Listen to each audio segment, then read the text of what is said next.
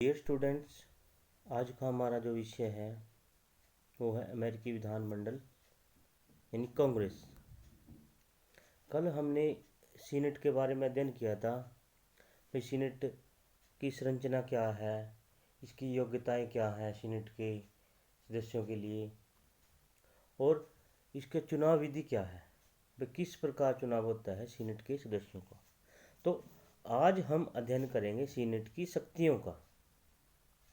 भाई क्या क्या शक्तियां हैं सीनेट के पास। तो विश्व के अनेकों अन्य दूसरे देशों में विधानमंडल का संगठन दो सदनों में किया गया है, परंतु किसी देश में ऊपरी सदन को निम्न सदन के मुकाबले इतनी अधिक शक्तियां प्रदान नहीं की गई जितनी अधिक शक्तियां अमेरिका की सीनेट को प्रतिनिधि सदन के मुकाबले में सौंपी गई हैं। सीनेट विश्व के द्वितीय सदनों में सबसे अधिक शक्तिशाली सदन है। तो आगे हम अध्ययन करेंगे शक्तियों का। सीनेट के पास कौन कौन सी शक्तियां होती हैं। तो प्रथम शक्ति है वैधानिक शक्तियां। वैधानिक शक्तियों का अर्थ है कानून निर्माण करने की शक्ति। कानून किस प्रकार बनाया जाता है अमेरिका के अंदर। तो विधानिक क्षेत्र में सीनेट की शक्तियां प्रतिनिधि सदन की शक्तियों के समान है, एक समान। अमेरिका के संविधान के अनुसार साधारण बिल कांग्रेस के दोनों सदनों में पेश किया जा सकता है तथा कोई भी बिल सीनेट की अनुमति के बिना राष्ट्रपति की अनुमति के लिए पेश नहीं किया जा सकता।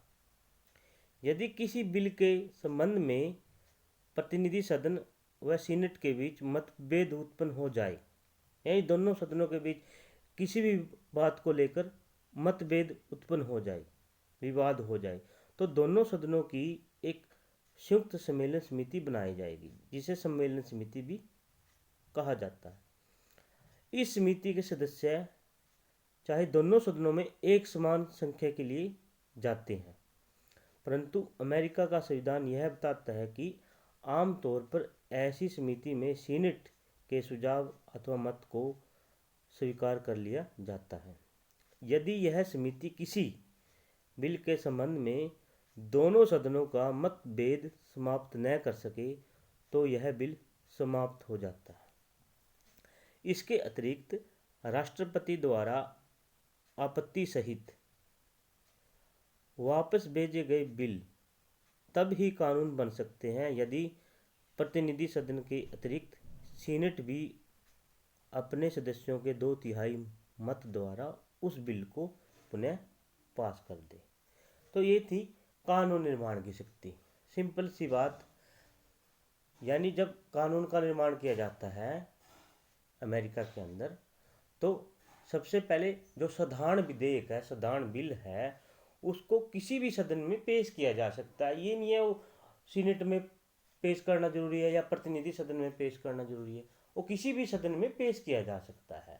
अगर सीनेट में पेश किया गया तो सीनेट 2/3 बहुमत से पास कर उसको प्रतिनिधि सदन के पास भेज देगी, और दोनों सदनों से पास होने के बाद बिल है वो राष्ट्रपति के पास चला जाता है। यह है कानून निर्माण की प्रक्रिया। नेक्स्ट है संवैधानिक शक्तियां। संशोधन करने की शक्ति। संविधान में संशोधन करने की शक्ति। अमेरिका का जो संविधान है विश्व का सबसे कठोर संविधान है। वो इसीलिए है क्योंकि अमेरिका के अंदर जो संशोधन की पद्धति है वो बहुत ही कठिन है। क्यों? संविधान में संशोधन करने के लिए यह आवश्यक है कि इसके संबंध में प्रस्ताव कांग्रेस के दोनों सदनों में अपने अपने सदस्यों के 2/3 बहुमत द्वारा पारित किया जाए, यानी कि सीनेट के द्वारा भी और प्रतिनिधि सदन के द्वारा भी 2/3 बहुमत से।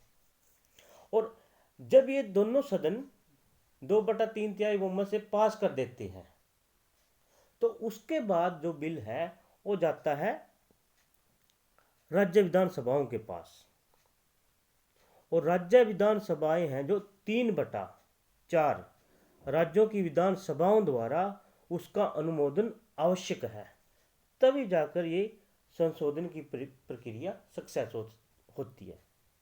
इसी कारणवश है जो अमेरिका का संविधान सबसे कठोर संविधान माना जाता है।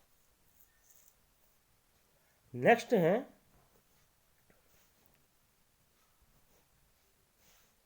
न्यायिक शक्तियां। राष्ट्र संविधान के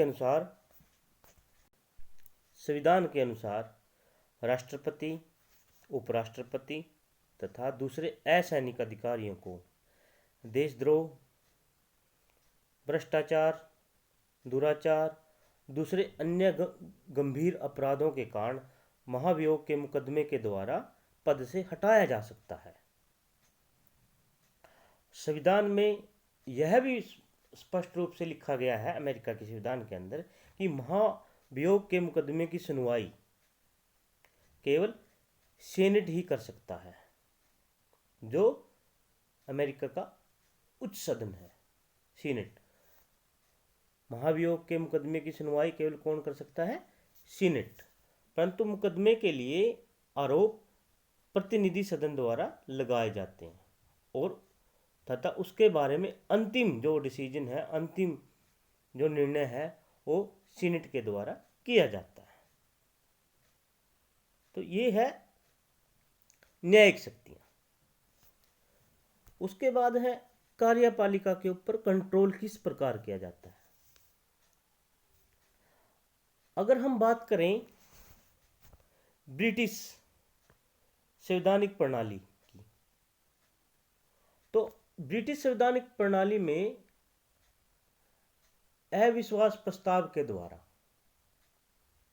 सरकार को गिराया जा सकता है। तो अमेरिका के अंदर प्रक्रिया अलग है।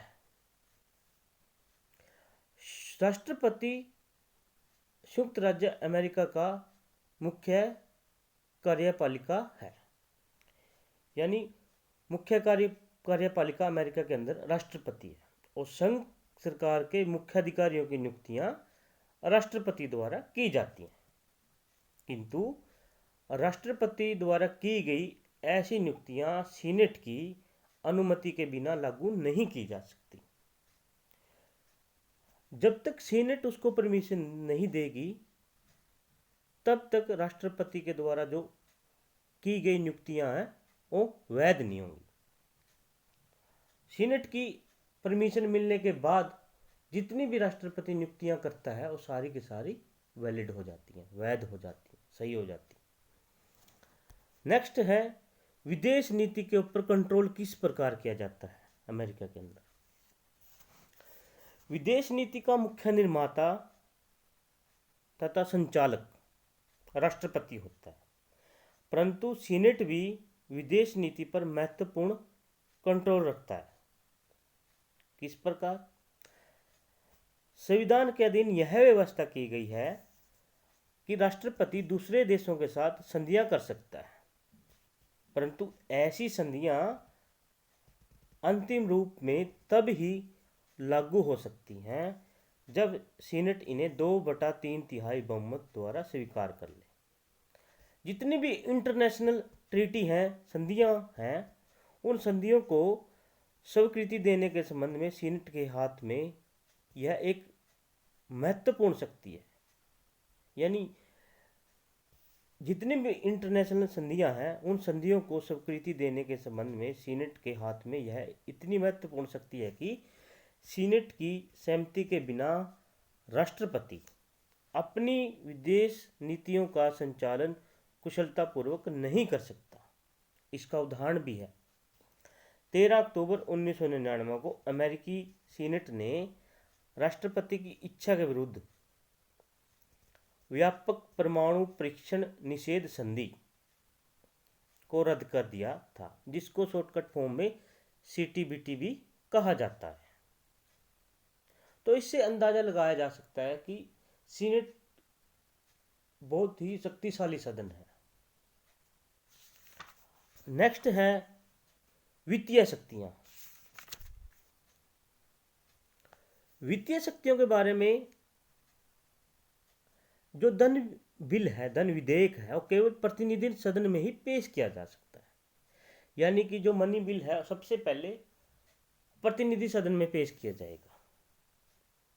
अब प्रतिनिधि सदन में पेश करने का अर्थ ये नहीं है कि सारी की सारी शक्तियां प्रतिनिधि सदन के पास है, नहीं।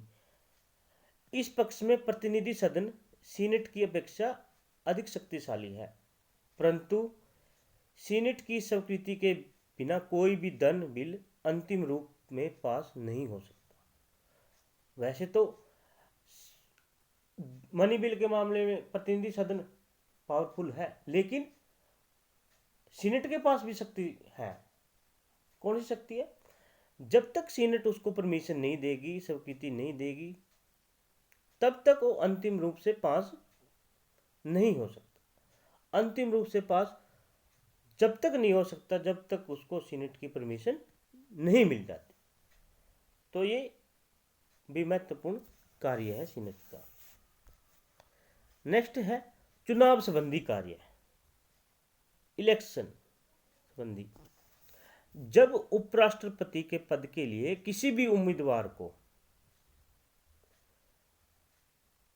चुनाव मंडल के कुल सदस्यों का स्पष्ट बहुमत प्राप्त नहीं होता, तो सीनेट निश्चित विधि के अनुसार पहले दो उम्मीदवारों में से किसी एक उम्मीदवार को उपराष्ट्रपति पद के लिए चुनता है। यानी अगर किसी उम्मीदवार को उपराष्ट्रपति पद के लिए स्पष्ट बहुमत प्राप्त नहीं होता, तो इसका अंतिम निर्णय, फाइनल डिसीजन कौन करता है? सीनेट। जब उपराष्ट्रपति पद के लिए किसी भी उम्मीदवार को चुनाव मंडल के कुल सदस्यों का स्पष्ट बहुमत प्राप्त नहीं होता, तो सीनेट निश्चित विधि के अनुसार पहले दो उम्मीदवारों में से किसी एक उम्मीदवार को उपराष्ट्रपति के पद के लिए चुनता है।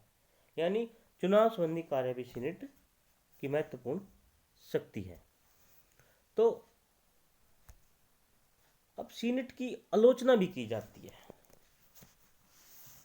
तो मैंने ये शब्द इसलिए लिखा क्योंकि ये शब्द बहुत ही महत्वपूर्ण है अमेरिका के अंदर। ये फिलिबस्टर क्या होता है, ये समझना जरूरी है कि फिलिबस्टर क्या है। फिलिबस्टर से अभिप्राय है बेलगाम होना, और यह अमेरिका की सीनेट में एक भाषण से रिलेटेड शब्द है, स्पीच से। तो अमेरिका की सीनेट में सबसे लंबा फिलिबस्टरिंग भाषण एक सीनेटर मोरिस ने दिया था। वह 22 घंटे 26 मिनट तक सीनेट के अंदर बोलते रहे थे। यानी कि 22 घंटे 26 मिनट तक उन्होंने सीनेट के अंदर भाषण दिया था, और इसी के दुरुपयोग को रोकने के लिए सीनेटर की कार्यावधि में परिवर्तन किया गया और कुछ प्रतिबंध भी लगाए गए, जिसमें भाई कोई भी सदस्य एक विषय पर एक दिन में 2 बार से अधिक नहीं बोल सकता। दिन के अंत में विचार स्थगित करने के स्थान पर थोड़ा सा अवकाश लेकर सीनेट फिर अनिश्चित समय पर कार्य कर सकती है। तो ये कुछ परिवर्तन किए गए थे। जो फिलिबस्टर शब्द है, ये सीनेट से जुड़ी हुई एक पद्धति है, शब्दावली है। तो ये ध्यान रखना बहुत जरूरी है, ये छोटे क्वेश्चन में आपके पास आ सकता है। तो नेक्स्ट करेंगे हम इसके बाद कांग्रेस का निम्न सदन है प्रतिनिधि सदन। तो थैंक यू वेरी मच।